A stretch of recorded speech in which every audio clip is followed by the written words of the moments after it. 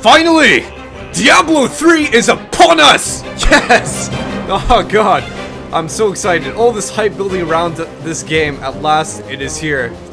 By the way, sorry, this is Krebs Coho. I'm really excited for this game. And what I'm going to be doing in this video is actually showing you guys my initial opinions about what this game is like and if I can make any recommendations, stuff like that, right? Okay, so I need to put into perspective first my initial opinions about this game before this video. All right. So before this video that I make it right here, I actually tried the single player game by myself, and I got a lot of disappointing thoughts about the game. I was really thinking a lot of bad, negative opinions about everything about it, just because when you're playing single player, you're by yourself, the game seems like a linear grind, there's not really that much to it, and so I was sort of comparing it to almost like a Titan Quest with better graphics. That's what I was initially thinking. You know, the game was quite linear. There's nothing really much to it. You're just killing monsters. You have this sort of set pre-skills that you just, when you level up, you put points into the... It seems like a formula that's been used in MMORPGs many times before. And so what I was initially thinking was, okay, this is Diablo 3. There's really nothing that special about it, just like other RPGs that I've played in the past. However, as soon as I jumped into multiplayer, and that's going to be my first recommendation for you guys, if you're playing Diablo 3, do go for multiplayer. Don't play single player. I think it might actually ruin the experience a bit. I think if you're definitely wanting the best experience, go for the multiplayer aspect of it. So as soon as I jumped into the multiplayer, everything changed in my opinions. Yes, it was a little bit difficult to actually talk to some people. A lot of them just did not talk to me, even though I said hello or do you want this item or something like that. They just didn't talk back. I'm guessing the reason is because when you go into a public room, it auto matches you, so it connects you to random people throughout the world. And I don't know if they speak English or not, but basically they weren't speaking. So yeah, that was a little bit of a letdown. But when you start getting into the combat, everything just comes into place then, because in order to survive playing in multiplayer rooms, the enemies become harder, and so you have to be together in order to take them on, and so you have to stay together, and that's where the game really shines.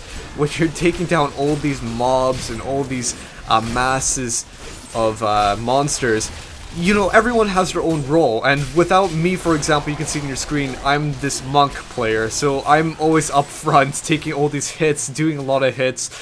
I'm sort of like a tank in a way, and without me, these guys, the necromancers, and I don't know what the other person is, they would, or hunter, I don't know, demon hunter maybe, I can't really tell. I'm not really that experienced in this game right now. But they would have a difficult time in surviving. So I like this whole aspect of everyone having their own jobs.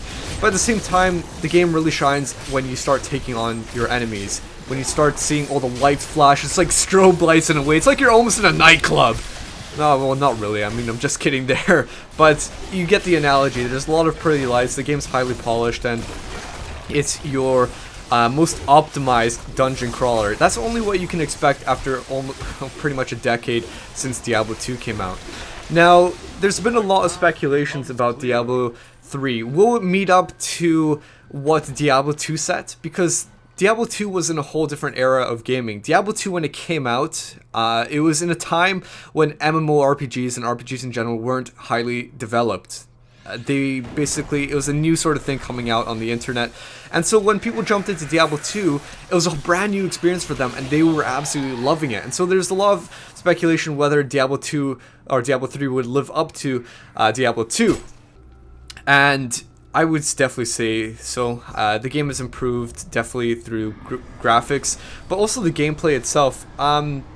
It makes a lot more sense to me just how things work. It's not a spam fest of potions anymore. Yes, you can use potions, however, the combat is more focused on actually killing now. So when you're killing, the enemies drop these health orbs. When you pick them up, it gives you health. At the same time, when you're using spirit to use your special abilities, when you attack enemies and kill them, it gives you spirit as well. So it's sort of like this chain combination. You're continually killing your enemies with your abilities, and you're gaining abilities spirit, sorry, to use more of these abilities, and HP to continue on the fight. And so it's like a snowball effect almost, and you're non-stop fighting all the time, and it's absolutely great. When you go into the boss battles, yes, they can be difficult, but initially when I was going through the boss battles, like, you know, the first few bosses before the skeleton king right here, they were okay, it's nothing that difficult. But then again, it's probably because I'm going through the normal difficulty at the moment. There's other difficulties afterwards, and so my idea is to finish this difficulty and start playing the game with those other difficulties.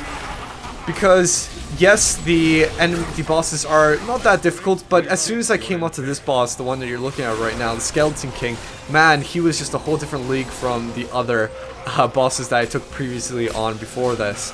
And every time he was swinging at me, for example, it's a third of your health or half of your health gone. And so I could imagine when you go on the higher difficulties or even harder bosses, that it's going to take a lot more notion of how to survive and mixing your abilities with your team members to actually take down the boss.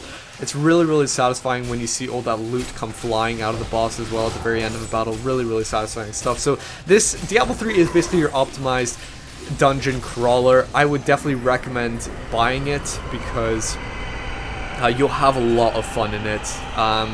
Yes, it has a lot of same characteristics as other MMORPGs, but as I keep on stressing, it's highly optimized. It's optimized for fun and combat. So if you were thinking about getting Diablo 3, if you were wondering if you should or shouldn't, I would definitely say, hell yeah, go for it. But what do I plan on doing in the near future? Well, I'll probably do more gameplay videos of Diablo 3 and probably maybe guides, like a guide to